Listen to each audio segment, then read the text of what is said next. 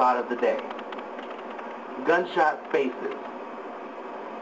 It's very interesting on how gunshot faces varies depending upon the caliber of the weapon. And if you notice, the more powerful the weapon is, the more intensified the face is.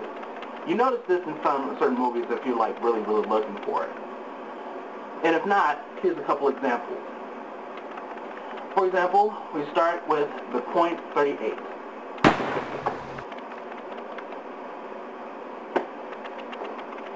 Then we have the .44 Magnum.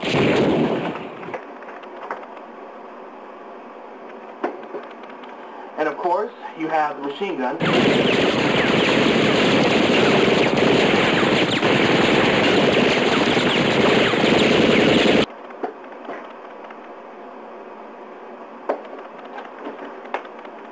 And last but definitely not least, my favorite, the 12-gauge shotgun.